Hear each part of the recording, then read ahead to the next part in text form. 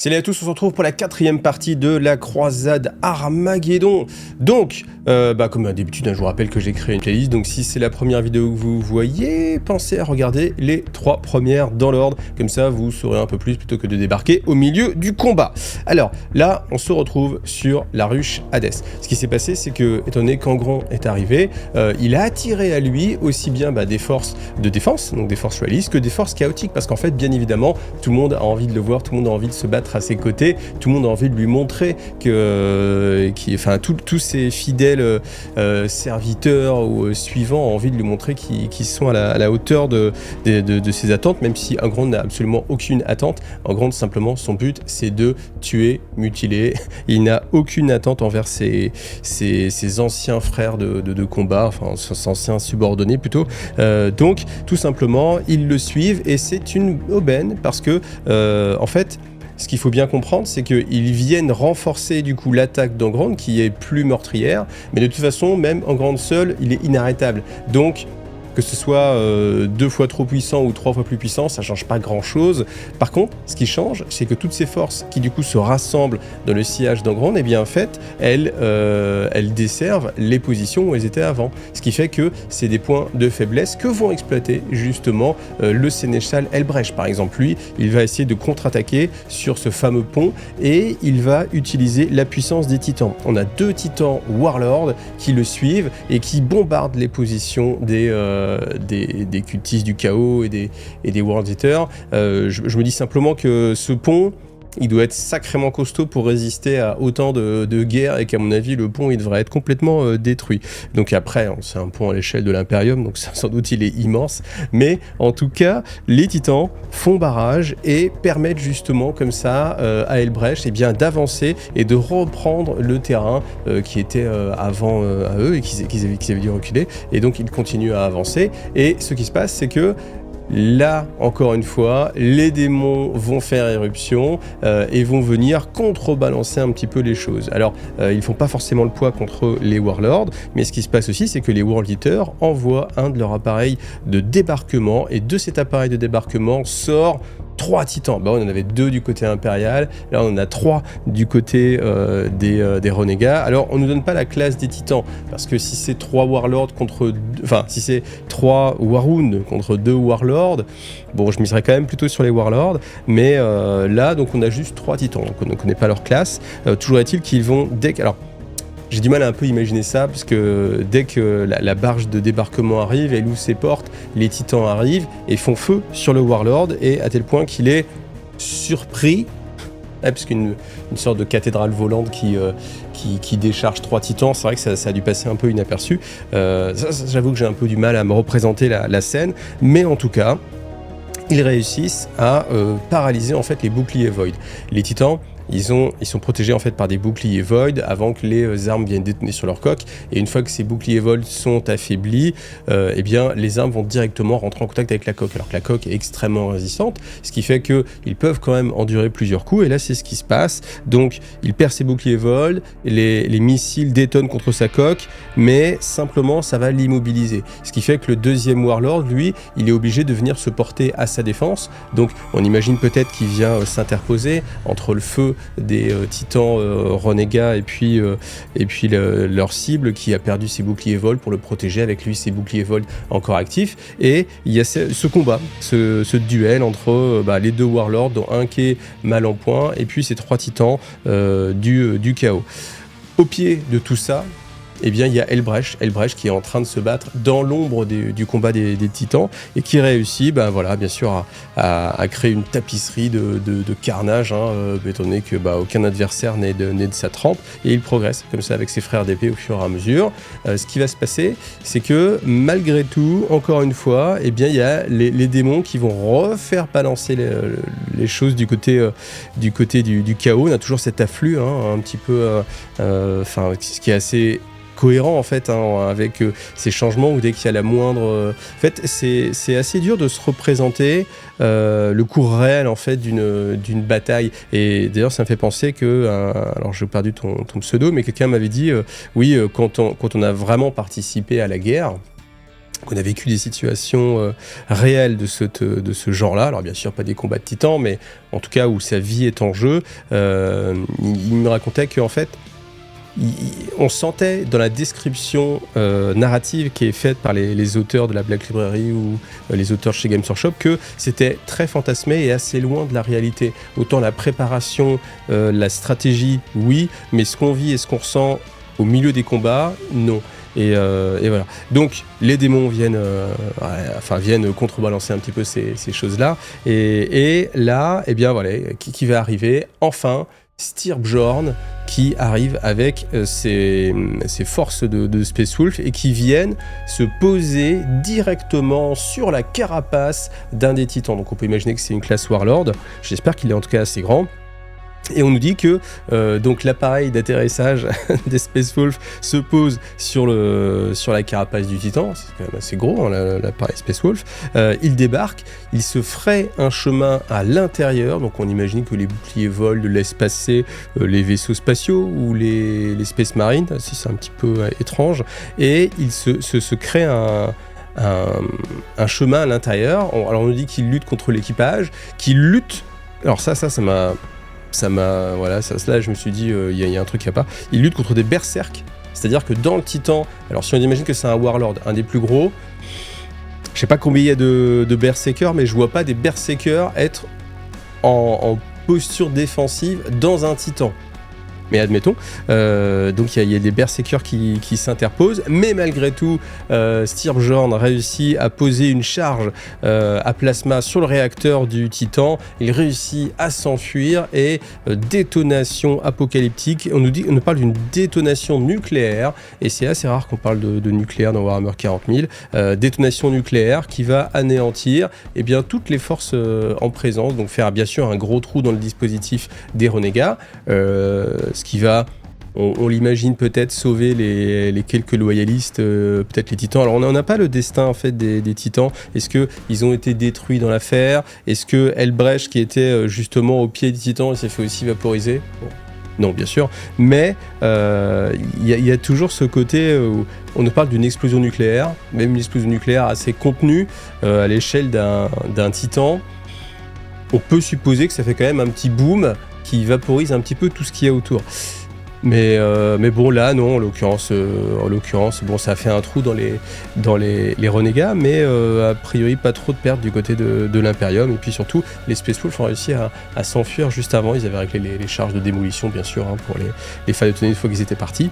Donc voilà. Mais ce qui conduit à un statu quo, parce qu'en fait, au final, Helbrecht est obligé de se retirer. Donc là, bien sûr, il a survécu à l'explosion nucléaire, donc il peut se retirer et laisser comme ça le pont, alors plus ou moins détruit, mais plus aux mains du chaos, même s'il n'est pas aux mains de l'Imperium. Voilà, donc balle au centre, hein, tout simplement.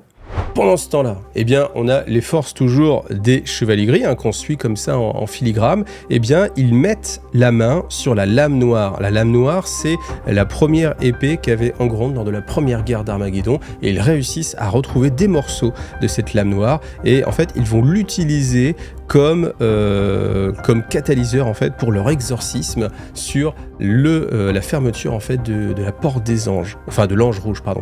Et voilà, donc après on n'en sait pas beaucoup plus, mais ils ont réussi à récupérer cette arme là. Après on peut quand même se poser la question, est-ce que cette arme a un sens pour Angrand, est-ce qu'il aurait voulu la récupérer ou pas? On imagine que non, on imagine que la douleur et la folie dans laquelle il est surpasse l'idée de récupérer une de ses armes perdues. Maintenant, est-ce que du coup le fait d'avoir cette arme-là va avoir un impact? C'est quelque chose qu'on retrouve beaucoup dans le côté magie exorcisme, c'est qu'il faut, un petit peu comme les poupées vaudou, il faut un objet qui a appartenu à la personne, et là c'est un peu ça. C'est du coup il faut des objets qui ont appartenu à un grand, dont la lame noire. Voilà. Donc après, c'est aussi assez difficile d'imaginer que une arme démoniaque de cette ampleur puisse être utilisée dans un rituel par les Chevaliers Gris. mais en tout cas, voilà, on a ce petit passage-là, ils ont réussi à la récupérer. Alors la suite, c'est vraiment quelque chose qui me plaît pas, ça s'appelle la vague meurtrière. Et on nous dit, je vous le lis texto, comme ça il n'y aura pas de retranscription un peu malhonnête de ma part. Donc avant de revenir sur Armageddon, Angron s'assurera que cette fois-ci, son assaut ne puisse pas être entravé par les mains mortelles. Le passage du temps n'avait eu que peu d'effet sur lui, le souvenir de sa défaite, etc. etc. Du coup, il demanda à ses agents de construire des structures, alors là c'est vrai que je vais plus vite pour pas lire tout le passage, de construire des structures qui, positionnées sur les 8 points des lignes telluriques qui s'étiraient depuis la porte de l'Ange Rouge, permirent de canaliser les énergies grouillantes du Warp dans les strates d'Armageddon. Donc c'est-à-dire que depuis tout à l'heure, on nous dit que Angron était en train de se battre à l'autre bout de la galaxie et que tout d'un coup, il a été happé par cet appel de sang, que les forces des World Eaters avec le Conqueror, c'est pareil, personne n'a rien décidé, tout d'un coup, il y a eu tellement de violence qu'ils ont été happés. Et là, on nous dit en fait que, avant de revenir, il s'est assuré de préparer en fait le terrain. Bah, j'avoue, là, il y a quelque chose que je comprends pas. Pour moi, c'est quelque chose qui ne... Et puis, surtout, est-ce que vous imaginez Angron en train de faire un plan?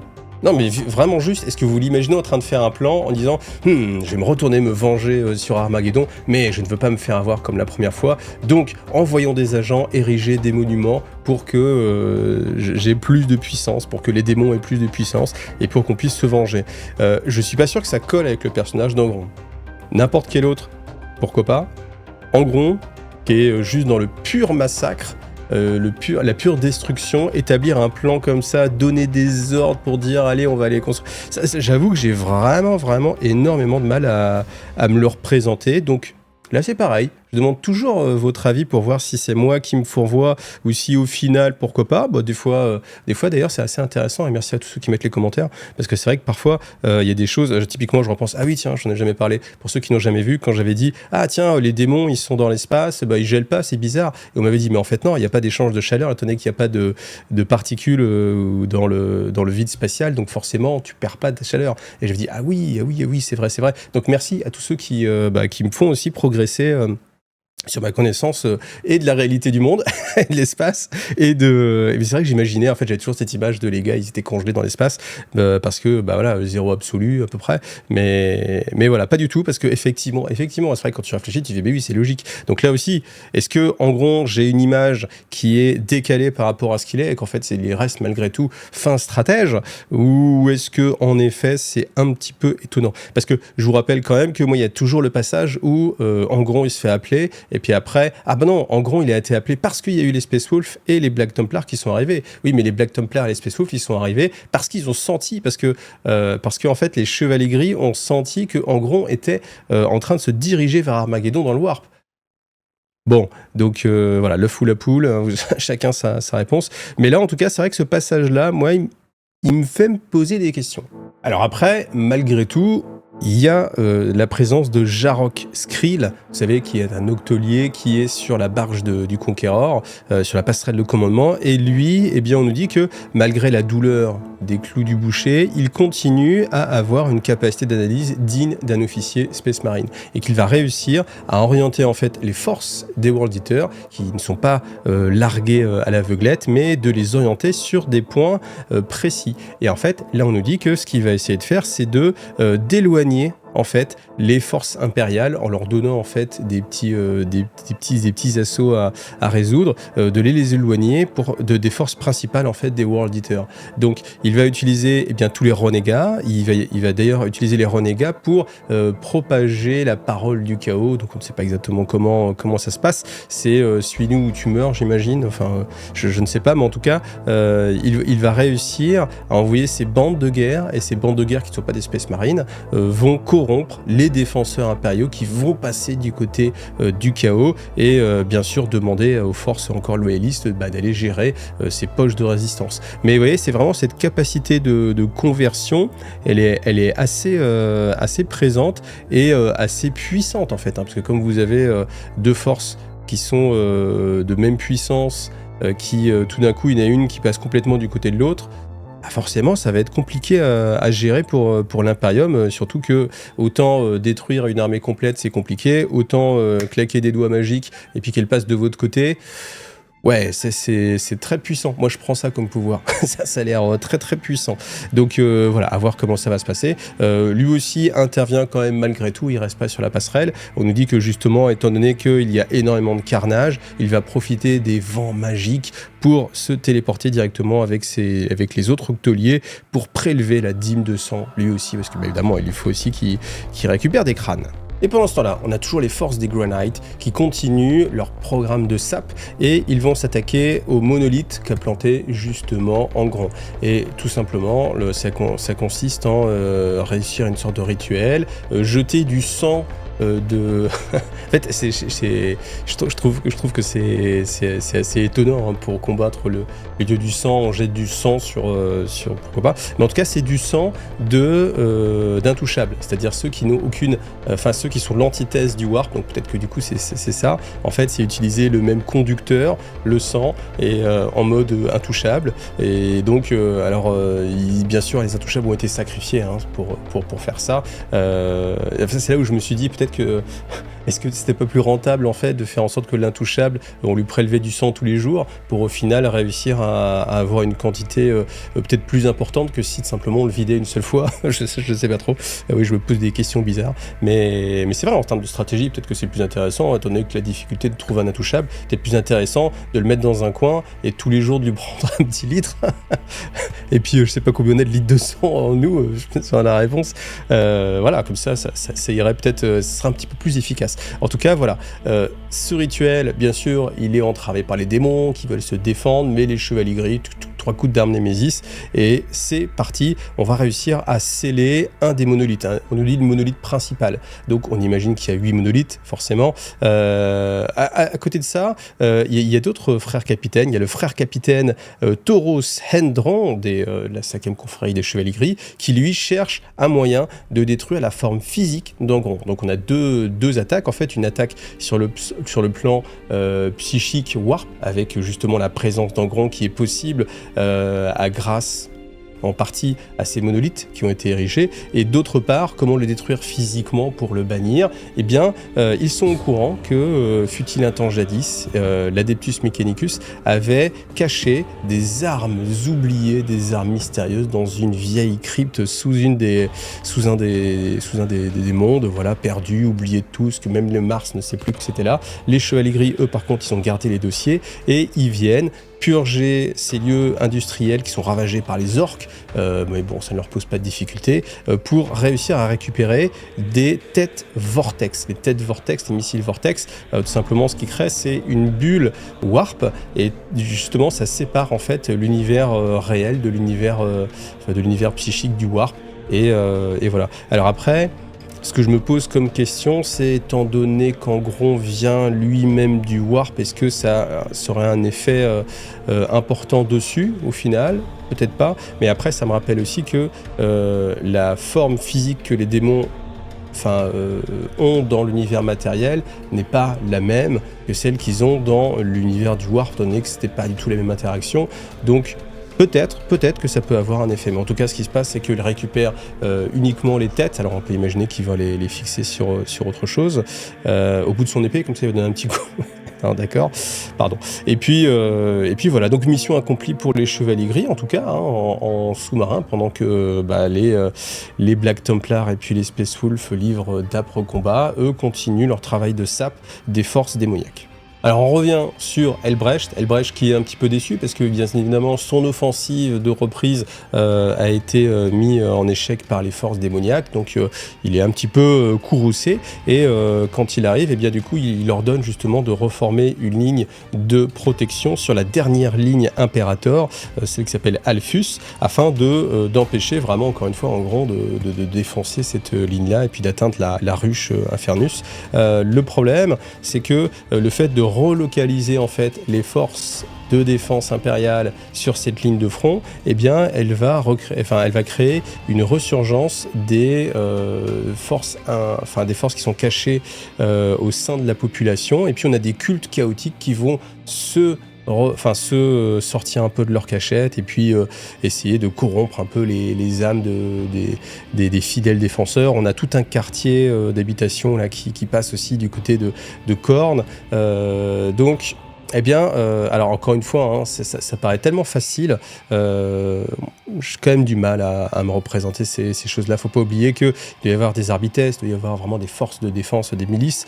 J'ai du mal à croire que, alors qu'ils sont déjà en guerre depuis si longtemps, simplement des cultes sortent et puis ils arrivent à corrompre, à faire passer de leur côté la population impériale comme ça. Mais en tout cas, ce qu'on nous dit, c'est que voyant ça, Helbrecht est courroucé et juge qu'un tel blasphème contre l'empereur Dieu doit être puni, et au-delà de toute rédemption. C'est-à-dire que, comme on s'en doutait un petit peu à un moment donné, c'était le cas avec Ozzel, là ça va être le cas avec Helbrecht, et bien Helbrecht va prendre une partie de ses forces et aller purifier par le feu l'ensemble de la population. C'est-à-dire que c'est pas le moment de faire dans le détail, de regarder qui est avec qui. Dès qu'ils vont croiser quelqu'un, il va être purgé, il va être brûlé, et c'est la façon la plus efficace, juge-t-il, de lutter contre la corruption. Voilà. Donc est-ce qu'on, de là à dire qu'il passe ses nerfs sur la population locale, je crois que ça pourrait être le titre de la vidéo. Voilà, donc toujours est-il que voilà, toute vie est purgée de ces réseaux-là. Donc ce qui veut dire aussi qu'il y a beaucoup moins de défense. Donc je sais pas, là j'avoue que des décisions comme ça portées sous le coup de la colère et sans discernement, est-ce que c'est digne du grand sénéchal Helbrecht? En fait, l'idée c'est que s'il mène une croisade, et que, vous voyez, il part conquérir une planète live sur une planète, cette planète est entre guillemets sans importance, il décide qu'il faut tout brûler, puis il continue, pourquoi pas. Sauf que là, il est vraiment l'empereur, hein, rappelez-vous, hein, il a eu la vision de l'empereur. L'empereur lui a dit de protéger en fait ce monde-là, et là, j'avoue que c'est un petit peu extrême. Alors après, c'est pour représenter le fait que les Black Templars, c'est vraiment pas des tendres, hein, ils rigolent pas, et je pense aussi peut-être que, comme on l'a vu déjà, hein, les Space Wolves, eux, n'aurait sans doute pas fait ça, et je pense que ça va créer justement une dissension entre les Space Wolves et les Black Templars, basée justement sur cette action d'Helbrecht. Donc je pense que c'est pour ça qu'elle est là. Je pense que c'est une petite pierre angulaire du scénario, ou peut-être que non, hein, peut-être que ça n'aura rien à... Mais je pense qu'on a mis suffisamment de petites pièces pour que voilà, la chose se mette en place. Bon, les Chevaliers Gris, depuis le début de ces batailles, ils œuvrent dans l'ombre, et maintenant, eh bien, vu la position désastreuse de l'Imperium, avec l'afflux de nouveaux milliards de démons, eh bien, c'est le moment où le grand maître Morvan décide de révéler sa présence. Donc, il contacte, eh bien, les plus gros officiers. Donc, on a bien sûr Logan Grimnar, le grand sénéchal Helbrecht, le princeps des forces de Légion Titanique, et tous sont surpris de savoir qu'il est là, et qu'il est là surtout depuis pas mal de temps. Et il n'y a que Logan Grimnar qui exprime un petit peu de considération et de respect envers ce grand maître, parce que il a déjà combattu auprès des Chevaliers Gris, et surtout il a survécu pour en parler. Et rappelez-vous que normalement, les Chevaliers Gris, une fois le combat terminé, ils tuent aussi bien leurs alliés que tous ceux qui ont été témoins. Donc c'est quelque chose qui est toujours mis un petit peu en retrait, mais il faut pas oublier que voilà, c'est une force vraiment incroyable, hein, les Chevaliers Gris, et c'est vrai que ça perd un peu de sa superbe, mais quand on remet ça dans le contexte, faut voir que ce sont des combattants qui sont quand même bien meilleurs qu'un Space Marine classique. Alors la question se pose avec les Primaris, mais bon, on va rester dans l'idée qu'ils restent bien supérieurs, et qu'ils sont entraînés pour lutter contre les démons, donc ils peuvent bannir des démons majeurs, ce genre de choses, ce dont on serait incapable sans doute un sergent, un lieutenant, ou peut-être même un capitaine, Space Marine classique. Et puis voilà, le fait d'œuvrer en cachette et de se révéler à ce moment-là, eh bien forcément, il va y avoir le doute, hein, dans les esprits de l'Imperium. Grimnar va essayer de calmer le jeu en disant écoutez-le, il faut absolument l'écouter. Et en fait, Morvan va leur dire contrairement à ce que vous croyez, c'est pas du tout Angron qui est la menace. Alors certes, il y a une menace, mais le vrai problème, c'est la porte de l'Ange Rouge, parce que cette faille warp, nous empêche complètement de gagner, parce qu'à chaque fois, et ça on l'a bien vu, et ça par contre c'est intéressant, c'est bien amené, c'est que à chaque fois que l'Imperium reprenait le dessus, il y avait cette incursion démoniaque qui venait contrebalancer les choses et faire pencher la balance du côté du chaos. Donc il faut absolument fermer cette faille warp. Ce qu'il propose, tout en sachant que Angron est en train de venir vers eux et de venir vers la dernière ligne Imperator, celle qui s'appelle Alphus, qui protège en fait la ruche, eh bien c'est d'essayer de rassembler le plus de forces dessus, d'envoyer Grimnar avec ses forces les plus expérimentées et Elbrecht pour essayer de contrer Angron. Alors, ils savent pertinemment qu'ils ne réussiront sans doute pas à l'arrêter, mais leur idée, en fait, c'est de le retarder suffisamment longtemps et surtout d'effectuer une retraite vers une zone montagneuse qui l'éloignerait un petit peu de la cité ruche pour déjà le faire gagner du temps et d'autre part pour l'emmener dans une situation où qui serait peu avantageuse pour lui parce que c'est une zone qui a été fortifiée par les légions de fer qui sont déjà là et qui donneraient un gros avantage quand même à l'Imperium. Pendant ce temps-là, Morvan, lui, se chargerait d'aller directement à attaquer en fait la porte de l'Ange Rouge et devinez avec qui il va y aller. Il va y aller justement avec Ozel et il va y aller avec le colonel Corse qu'on a déjà vu jusqu'ici et Styrbjorn Flintey. Donc typiquement tous les petits personnages qu'on a vus. Donc on a les deux maîtres de chapitre qui vont aller affronter Angron et on a tous les autres personnages qui vont aller essayer de fermer cette faille warp qui empêche l'Imperium de gagner. Ah oui, j'ai failli oublier, mais bon, c'était tellement je vais pas dire anecdotique, mais en fait, au cours de cette discussion entre grands stratèges, eh bien, on a Elbrecht qui ouvertement accuse Grimnar d'être un lâche, de ne pas suivre en fait de ne pas faire les bonnes procédures, et on a un échange très violent entre les deux maîtres de chapitre. Je trouve ça assez caricatural et ok on a compris, mais il y a un moment donné où je pense que des personnages d'une telle carrure, d'une telle expérience, des centaines d'années de guerre, ils peuvent mettre un petit peu leur amour propre de côté pour essayer de faire au moins main dans la main, de travailler ensemble en tant que loyal serviteur de l'empereur Dieu et puis d'accomplir tout simplement leur mission. Hein. Mais bon, voilà, non, il faut qu'il y ait cette chicanaude, cette querelle entre les deux grands maîtres. Alors, les forces de Grimnar et d'Elbrecht arrivent quasiment en même temps pour renforcer en fait la ligne Imperator et bien sûr Angron est là, donc on va pas avoir un détail en fait du combat, on ne sait pas ce qui va se passer, on sait simplement que ça va durer 5 jours, que la plupart des défenseurs de l'Imperium vont être massacrés, bien sûr on peut raisonnablement imaginer qu'ils s'emportent avec eux une grande partie des forces des World Eaters et des renégats, mais eh bien ils réussissent avec l'aide de canons d'artillerie qui arrivent à endiguer le flot de l'attaque des World Eaters, à faire en sorte que, eh bien, au fur et à mesure de leur repli, ils attirent les forces des World Eaters dans ce passage montagneux. Donc ce passage montagneux, il a été renforcé avant, on a eu des mines, on a eu des champs d'artillerie, on a un lien avec l'artillerie. Alors, je reviens là-dessus, mais on ne parle toujours pas de l'artillerie navale, hein. Tous ces vaisseaux qui sont en orbite et qui pourraient tout simplement prêter main forte aux forces terrestres, on n'en sait toujours rien, c'est quand même bien dommage. J'aurais bien aimé qu'on nous en parle, ou qu'en tout cas, si ils sont pris dans une bataille, qu'on nous raconte un petit peu quelque chose pour pas avoir l'impression qu'on a une force colossale que juste l'Imperium a oublié d'utiliser. Je trouve que c'est un petit peu dommage. Donc toujours est-il que là on nous dit que Angron, même s'il avance en ligne droite, il a quand même suffisamment de lucidité pour reconnaître qu'il s'en va vers un piège. Et ce qu'il fait, c'est qu'il utilise en fait les capacités de certains démons, typiquement des princes démons volants et ce genre de créatures, pour escalader en fait des zones qui étaient jugées comme infranchissables par l'Imperium, pour aller attaquer directement des bunkers qui sont cachés en haut des cols de montagne et faire taire en fait l'artillerie, parce que évidemment l'artillerie démembre énormément de forces du chaos. Mais voilà, ce qu'on nous dit, c'est que malgré tout, les cultistes escaladent les corps de leurs anciens compagnons, les machines démoniaques, évidemment, comme ils ont des pattes, elles peuvent marcher sur les cadavres, sur les gravats, là où des tanks HNI n'auraient pas pu passer. Et puis, voilà. Alors, on se rappelle aussi qu'en gros, il peut voler hein, aussi, et puis qu'il se déplaçait à une vitesse, je pense, incroyable. J'ai un peu du mal à imaginer comment, encore une fois, ça peut se passer. En fait, c'est ça le problème. Vous voyez, vous avez Angron qui est capable de traverser un vaisseau spatial et puis de le détruire facilement comme ça. Là, il avance dans les défilés entre les montagnes.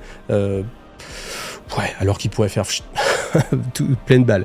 Mais en tout cas, voilà, on en est là. L'Imperium a réussi plus ou moins son plan parce qu'ils ont réussi à emmener Angron là où ils le voulaient. Ils ont préparé de quoi l'accueillir. Maintenant, Angron sans doute et va leur montrer aussi que il est capable de résister même si l'Imperium croit avoir gagné en le tendant un piège. Alors après, histoire d'en rajouter une couche, il y a un petit passage sur querelle entre alliés, justement où on a le grand gouverneur d'Armageddon qui reproche à Helbrecht de tuer beaucoup de ses sujets en fait et de ne pas faire trop dans la dentelle. Et comme en fait, au final, il a un peu peur pour sa place aussi, parce qu'il se dit s'il est capable de tuer la population, peut-être qu'à un moment donné, il va dire ah mais en fait c'est la faute des politiques, en fait c'est la faute du gouverneur planétaire et du coup d'exécuter le gouverneur planétaire. Et bien voyant ça, le gouverneur demande à Grimnar d'intervenir auprès d'Helbrecht. Donc Grimnar intervient en lui rappelant justement son devoir de protéger les citoyens de l'Imperium. Helbrecht, laconiquement, l'envoie bouler en disant ils ont mérité ce qu'ils ont. Et il n'y a que la purification qui peut marcher maintenant. Le temps de la pitié est révolu. Et voilà, il continue. Et voilà, donc Grimnar n'a pas lui demande d'arrêter, mais au final, vous voyez, il y a des choses, c'est que on imagine le gars de Grimnar qui fait s'il te plaît, tu pourrais arrêter ? Non. Bon, c'est pas grave, écoute. Continue, c'est pas grave. Mais vous voyez, il aurait pu y avoir une opposition qui serait beaucoup plus violente, parce que si il a du temps à perdre pour essayer de le convaincre, c'est qu'il veut aller au bout en fait. C'est pas juste tu tentes, et puis si ça passe pas quoi. Vous voyez, moi j'imagine pas ça comme ça. Et puis après, passage qu'on nous dit et qui finit d'enterrer un peu les choses, c'est que la seule façon de stopper la corruption était de l'éradiquer à la racine, et ainsi la purge d'Infernus se poursuivit dans un bain de sang qui ne fit que renforcer l'emprise démoniaque sur les désolations cendrées d'Armageddon Secondus. Et en fait, tu te dis, Helbrecht, forcément, il est au courant de comment ça marche, les démons. Les démons de cornes, plus il y a de sang, plus il y a de massacres, plus ils se renforcent et plus ils apparaissent. Et il va quand même provoquer ça, juste parce qu'il est en colère contre la population. C'est quand même pas finement joué, hein. C'est quand même pas très malin. Là, je suis désolé, mais on s'attend, pour un maître de chapitre, à quand même un peu plus de discernement. Et de faire passer le bien de l'Imperium et surtout la victoire avant juste passer sa colère. C'est quelque chose qu'on peut imaginer sur les forces du chaos, hein, tout simplement. Souvent dans le chaos, vous avez des massacres, alors dans l'Imperium aussi, mais vous avez des massacres qui sont faits juste parce que ça coûte moins cher d'envoyer un homme à l'abattoir plutôt que d'utiliser des balles, tout simplement. Mais là, pour Helbrecht, sachant qu'il doit lutter contre les démons et qu'il sait que cette purge va renforcer en fait les démons, c'est quand même pas très malin. Alors je vous dis, je m'étonne qu'Angron parte pas comme une furie vers les Space Marines, mais en fait, on nous le dit là, qu'il attend. J'ai du mal encore une fois à voir Angron attendre, mais comme quoi il doit y avoir quelques lueurs de lucidité hein, de temps en temps, et en fait il attend simplement que tous les renégats aient épuisé un petit peu le combat, et une fois que c'est un grand marasme de corps à corps et que les Space Marines sont obligés de reculer, c'est là où il se met à les poursuivre. Donc les quelques forces qui restent avec Grimnar et Helbrecht réussissent à aller dans le complexe industriel qui était au cœur des montagnes. Bien sûr, Angron défonce tout et arrive directement dans ce complexe, et on nous dit qu'il arrive dans une sorte de grand chaudron, sans doute une sorte de haut fourneau qui avait été là, et qu'il va trouver un cercle peint, hexagrammatique, donc c'est-à-dire avec une étoile à 6 pointes, et que sur chacune de ces pointes il y a une des ogives vortex, et qu'il y a un chevalier gris qui est au centre. Donc dès qu'il apparaît, tous les chevaliers gris utilisent leurs munitions psychiques, leur psybolt, pour tirer sur Angron. Ça n'a aucun effet sur lui. Encore une fois, sachant que ce sont des munitions spécialement étudiées pour faire mal aux démons, lui ça ne lui fait absolument rien. Et il voit justement ce cercle-là, et il se dit je vais charger à travers, et il charge à travers pour montrer que, aussi puissants que soient les cercles de protection et les protections psychiques, rien ne peut arrêter la fureur de Khorne et que la sorcellerie est faible. Vous savez, Khorne a une aversion envers tout ce qui est pouvoir psychique, cercle de protection, et même si il se trouve brûlé, donc il a des morceaux de peau qui s'évaporent dans ces cercles de protection, il veut vraiment aller au cœur de cet endroit. Et juste avant, on a Thoros Hendon, vous savez, celui qui récupère les ogives, qui va appuyer sur un petit bouton, et ce qui se passe, c'est qu'il y a une détonation des 6 ogives warp. Et ce qui se passe, c'est qu'en fait, les cercles de protection n'étaient pas un cercle de protection contre Engronde, mais étaient des cercles de protection pour maintenir l'explosion warp contenue à uniquement cette zone-là. Et ce qui va résulter de ça, c'est que eh bien, le corps matériel d'Engronde va être disloqué par les énergies warp et il va se retrouver banni. Alors certes, pour peu de temps, avec un prix colossal, parce que là, pour l'instant, de ce que j'ai lu, je ne sais pas quel est le destin du frère capitaine, mais on peut imaginer que forcément, il s'est sacrifié pour bannir Engronde. Et en fait, eh ben, Engronde a été banni, aussi simplement que ça. Alors pour combien de temps, je ne sais pas, on verra ça dans une prochaine vidéo. Mais en tout cas, c'est assez énorme. Mais en fait, vous voyez, moi, je reste un petit peu... toujours pareil en fait sur cette même idée que Engronde est trop fort en fait. Il arrive, il est ingérable, il détruit tout, il défonce toutes les lignes de défense pour au final se faire piéger par une bulle warp, disparaître et puis bah voilà, il est rentré dans sa Pokéball.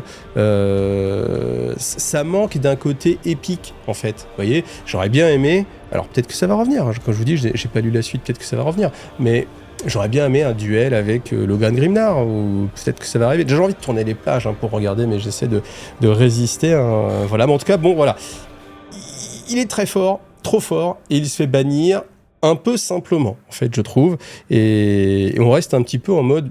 Ok, c'est tout alors, voilà. Et on nous dit que bah voilà, Grimnar et puis Helbrecht retournent renforcer les lignes de défense de la ruche afin d'accueillir toutes les forces du chaos qui sont en train de l'assiéger. Puis voilà, on en reste là. Bon, en tout cas, j'espère qu'il y a un petit peu plus de suspense que ça. J'espère qu'on va revoir Engronde. Si on ne le revoit pas, ça n'a pas de sens pour moi. Vous voyez, tout ça n'a pas de sens de tout focaliser sur son retour. Il arrive, il revient, il défonce tout, et puis il fonce dans une Pokéball et c'est fini, quoi. Ah, je sais pas si... Dites-moi comment vous le ressentez. Est-ce que c'est moi qui le ressens peut-être un petit peu trop mal, mais en tout cas, je suis pressé de lire. Par contre, pour le coup, je suis vraiment pressé de lire la suite pour voir ce qui va se passer. Et c'est ça qui est bien quand même, c'est quand il y a quand même du suspense, et qu'on a envie de lire la suite. Moi, c'est ce que je veux en fait quand je lis un bouquin. J'ai envie de dire c'est quoi la suite, qu'est-ce qui va se passer, plutôt que d'être en mode bon bah ouais, pas super intéressant ou alors hyper prédictible. Ouais, ok, on avait aucune surprise. Donc voilà. Bah écoutez. Je ne sais pas, on verra ça. Donc je vous donne rendez-vous dans la prochaine vidéo. Merci à tous ceux qui mettent des pouces up pour essayer de promouvoir la vidéo avec l'algorithme YouTube. Ceux qui mettent des petits commentaires, comme ça, moi, ça me permet d'avancer et puis de rebondir des fois entre les vidéos. Là, je vous ai fait toute une série de vidéos, donc du coup, j'ai pas pu rebondir sur les vidéos d'avant, sur les commentaires que vous avez. Mais voilà, n'hésitez pas. En tout cas, ça fait toujours plaisir d'en reparler avec vous comme ça. Gros bisous à tous et à bientôt. Salut, bye.